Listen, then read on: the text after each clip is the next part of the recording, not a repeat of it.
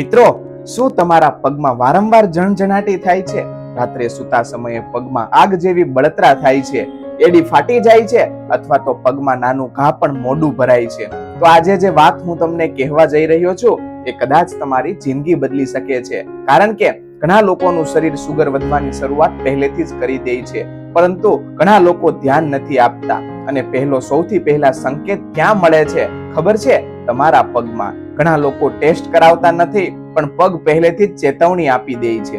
આજે આપણે જાણીશું પગમાં દેખાતા એવા 10 મોટા સંકેતો જે કહી શકે છે કે તમારા શરીરમાં સુગર વધી રહી છે. અને મિત્રો, આ વિડીયોમાં અંત સુધી જરૂર જોતા રહેજો, કારણ કે છેલ્લો સંકેત એવો છે જે 90% લોકો અવગણે છે અને પછી પસ્તાય છે. નમસ્કાર મિત્રો, જય શ્રી કૃષ્ણ, રાધે રાધે, હર હર મહાદેવ. હું છું તમારો હેલ્થ સાથી ડોક્ટર રોનક ભીમાણી અને આપ સૌનું હાર્દિક સ્વાગત છે અમારી ચેનલ હેલ્થ હેબિટ્સમાં. એક તરફ બધું જ નોર્મલ લાગે છે, પણ બીજી તરફ શરીર અંદરથી મદદ માટે બૂમો પાડી રહ્યું હોય છે. નંબર 1 છે પગમાં જણજણાટી. તમને પણ ક્યારેક એવું થાય છે ને કે પગમાં ચોઈ સૂકતી હોય એવી ફિલિંગ આવે, અથવા તો પગ શૂન્ય થઈ જાય. ઘણા લોકો કહે છે બેઠા બેઠા થયું હશે, બ્લડ સર્ક્યુલેશન ઓછું હશે, પણ વારંવાર આવું થવું સુગરની શરૂઆતનું લક્ષણ હોઈ શકે છે. જ્યારે બ્લડ સુગર વધી જાય ત્યારે નસો ધીમે ધીમે કમજોર થવા લાગે છે અને સૌથી પહેલા અસર પડે છે પગની નાની નાની નસો પર, અને ડોક્ટરની ભાષામાં ડાયાબિટીક ન્યુરોપેથી કહેવામાં આવે છે.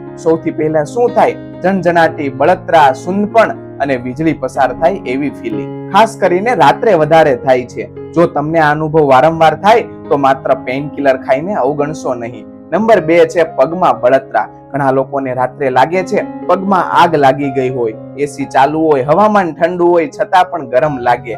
આ સામાન્ય વાત નથી. જ્યારે બ્લડમાં ગ્લુકોઝ લાંબા સમય સુધી વધારે રહે ત્યારે નસો પર અસર થાય છે અને શરીર ધીમે ધીમે બળતરા જેવા સિગ્નલ મોકલવાનું શરૂ કરે છે. ઘણા લોકો શું કરે છે? પગ પાણીમાં મૂકે છે, ક્રીમ લગાવે છે, પણ મૂળ કારણ તપાસતા નથી. યાદ રાખજો, શરીર કોઈ કારણ વગર સંકેત આપતું નથી. જે શરૂઆતમાં માત્ર નાની તકલીફ લાગે છે એ જ આગળ જઈને મોટી સમસ્યા બની શકે છે. નંબર 3 છે પગની એડી ફાટવી. ઘણા લોકોની એડી એટલી ફાટી જાય છે કે ચાલવામાં પણ દુખાવો થાય. ઘણા લોકો કહે શિયાળાના કારણે છે, પણ આખું વર્ષ એડી ફાટતી રહે તો ધ્યાન આપજો.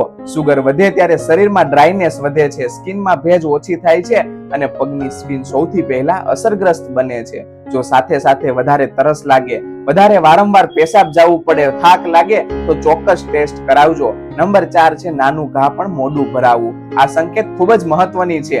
જો પગમાં નાનું કટ અથવા તો ચપ્પલથી ઘસારો થયો હોય અને ઘણા દિવસ સુધી ઠીક ન થાય તો આ સુગરનો સૌથી મોટો અલાર્મ હોઈ શકે. કારણ શું?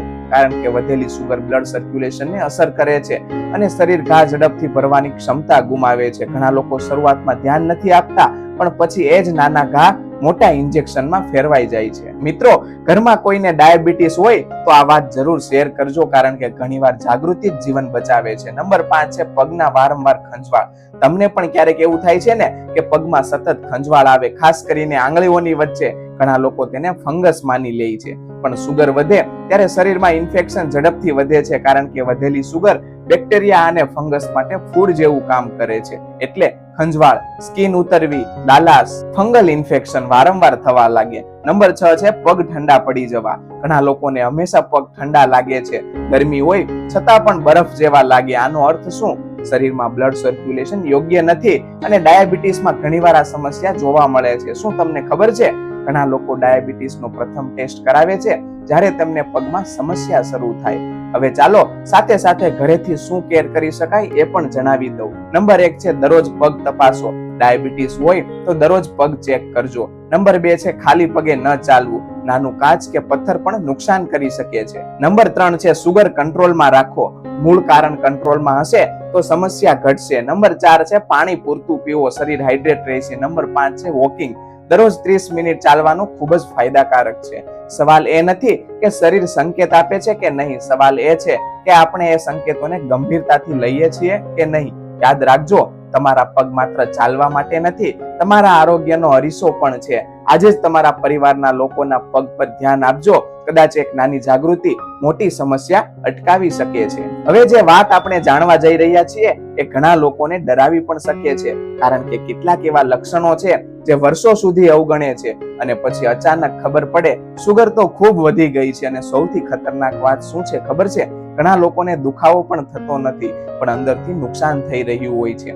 જે દેખાય છે એ જ આખું સત્ય નથી હોતું. ઘણીવાર શરીર અંદરથી ચૂપચાપ તૂટી રહ્યું હોય છે. નંબર 7 છે પગમાં સંવેદના ઓછી થવી. આ લક્ષણ ખૂબ જ ગંભીર છે.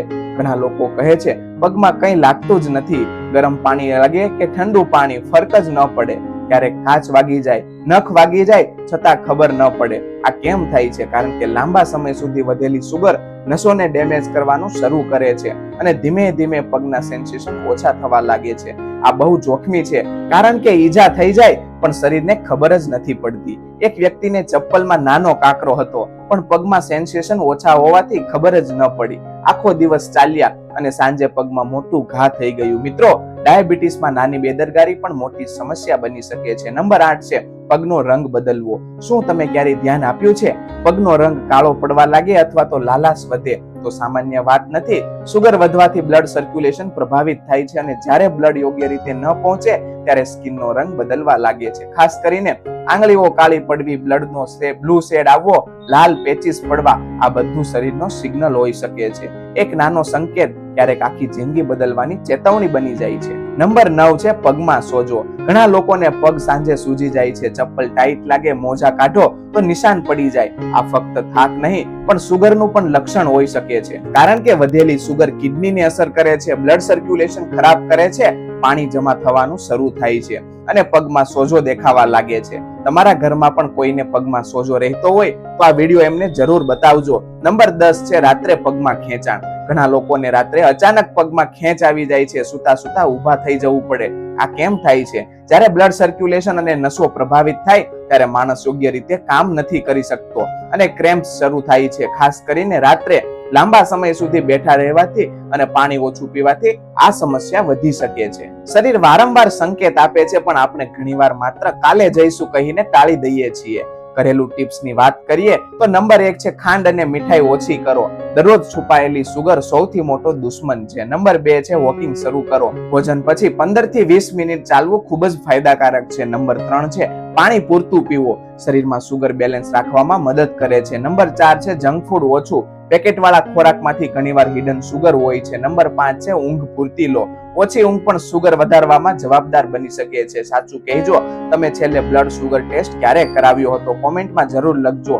ઘણા લોકો આખી જિંદગી પરિવાર માટે દોડતા રહે છે, પણ પોતાનું શરીર શું કરી રહ્યું છે એ સાંભળતા જ નથી અને પછી એક દિવસ શરીર જ જોરથી અટકાવી દે છે. આ ફક્ત બીમારીની વાત નથી, આ સમયસર જાગવાની વાત છે. શું તમે ક્યારેય વિચાર્યું છે સુગર આખા શરીરમાં હોય છે, પણ સૌથી પહેલા અસર પગમાં જ કેમ દેખાય છે? શા માટે? પગમાં જનજનાટી થાય છે, બળતરા થાય છે, ઘા મોટું ભરાય છે અને ક્યારેક તો ચાલવું પણ મુશ્કેલ થઈ જાય છે. શું આ માત્ર એક સામાન્ય બીમારી છે કે શરીર પહેલેથી જ ડેન્જર સિગ્નલ આપી રહ્યું હોય છે? અને આજે જે 5 મોટી ભૂલો આપણે વિશે વાત કરવાના છીએ એ ભૂલો લગભગ દરેક માણસ રોજ કરે છે અને ધીમે ધીમે સુગર પોતાના શરીરમાં આમંત્રણ આપે છે. ઘણીવાર બીમારી અચાનક નથી આવતી, આપણે જ થોડું મોડું કરીને એને નજીક લાવતા હોઈએ છીએ. આપણા પગ શરીરના સૌથી દૂરના ભાગ છે. જ્યારે બ્લડ સર્ક્યુલેશન કમજોર થાય ત્યારે સૌથી પહેલા અસર ક્યાં પડે છે? પગમાં. કારણ કે ત્યાં સુધી બ્લડ યોગ્ય રીતે પહોંચવામાં મુશ્કેલી પડે છે અને જ્યારે બ્લડ સાથે ઓક્સિજન અને ન્યુટ્રિશન ઓછું પહોંચે ત્યારે નસો કમજોર થાય, સ્કિન ડેમેજ થાય, ઘા ભરાવામાં વાર લાગે. એટલે જ ડાયાબિટીસમાં પગનું ખાસ ધ્યાન રાખવું પડે. ઘણા લોકો કહે છે મને તો ફક્ત પગમાં તકલીફ છે, પણ ઘણીવાર એ આખા શરીરના અંદરની સમસ્યાનો સંકેત હોય છે. ચાલો તો 5 સૌથી મોટી ભૂલો વિશે પણ તમને જણાવી દઉં. ભૂલ નંબર 1 છે આખો દિવસ બેસી રહેવું. સૌથી મોટી ભૂલ લાંબા સમય સુધી બેસી રહેવું. ઓફિસ, મોબાઈલ, ટીવી, કલાકો સુધી શરીર હલતું જ નથી. આથી શું થાય? બ્લડ સર્ક્યુલેશન ધીમું પડે છે અને ધીમે ધીમે વજન વધે, ઇમ્યુનિટી રેઝિસ્ટન્સ વધે, બ્લડ સુગર વધવા લાગે. શરીર ચાલવા માટે બનાવાયું છે, ફક્ત ખુરશી પર બેસવા માટે નહીં. તો દર 45 મિનિટે ઓછામાં ઓછું 2 મિનિટ ઊભા થઈને ચાલજો. ભૂલ નંબર 2 છે હિડન સુગર ખાવું. ઘણા લોકો કહે છે હું તો ખાંડ જ ખાતો નથી, પણ સાચી ખતરનાક વસ્તુ શું છે ખબર છે?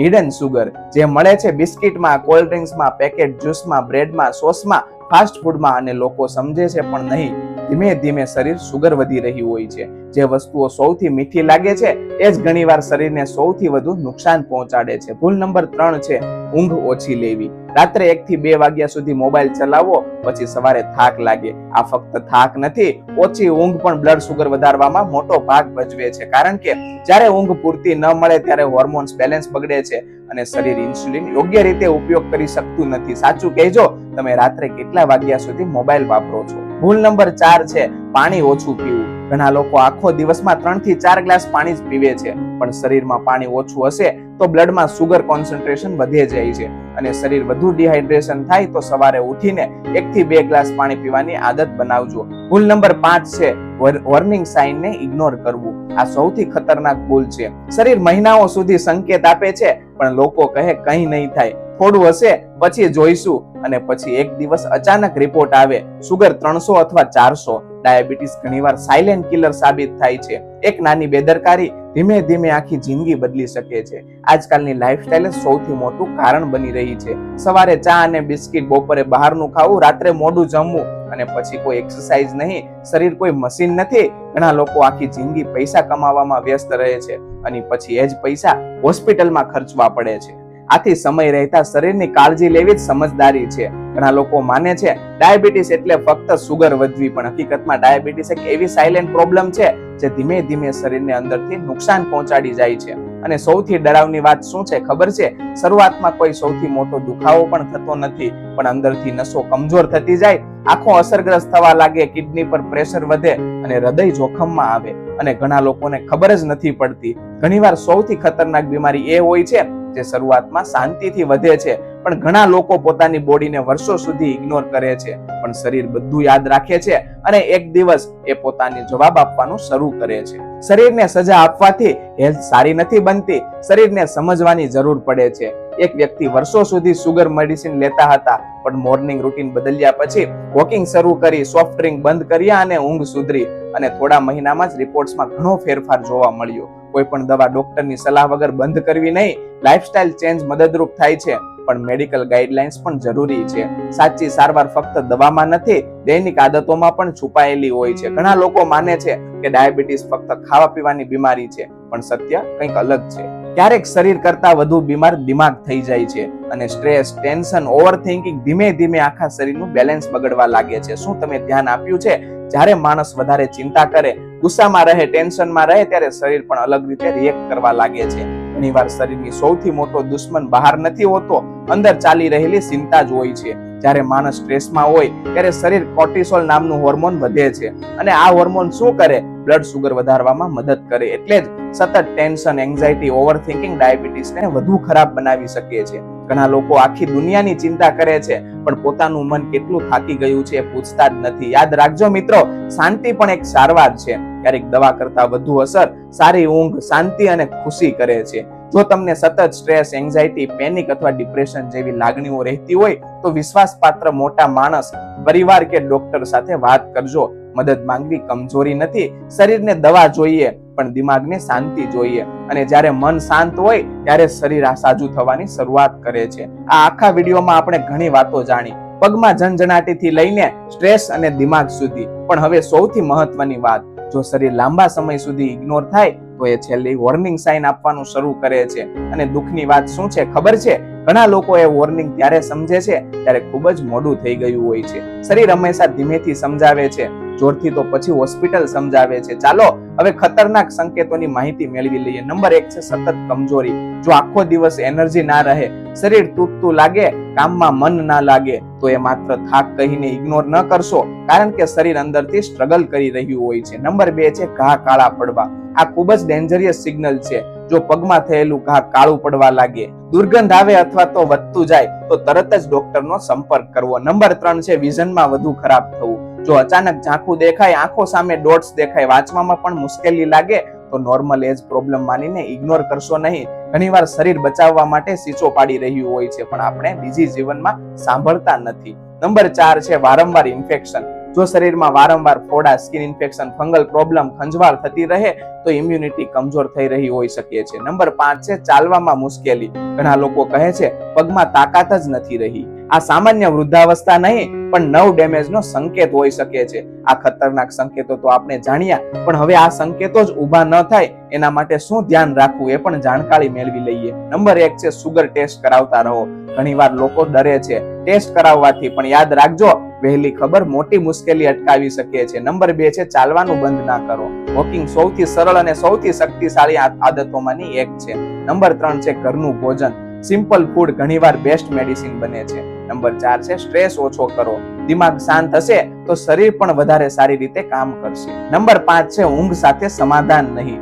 લેટ નાઇટ લાઇફસ્ટાઇલ શરીરને ધીમે ધીમે નુકસાન પહોંચાડી શકે છે. મિત્રો, આજથી તમે કઈ આદત બદલવા માંગો છો? વોકિંગ, સુગર ઓછું, મોબાઈલ ઓછું કે સ્ટ્રેસ કંટ્રોલ? કોમેન્ટમાં જરૂર લખજો.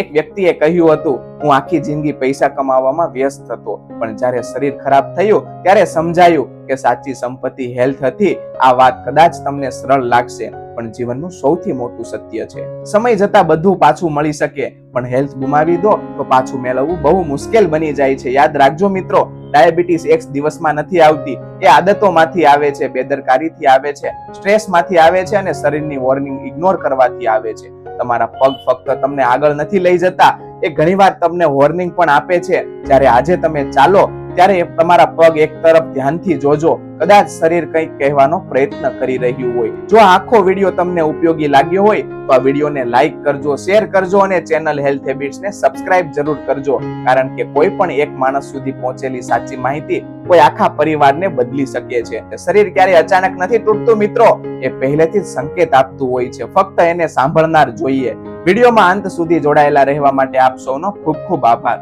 જય હિન્દ, જય ભારત.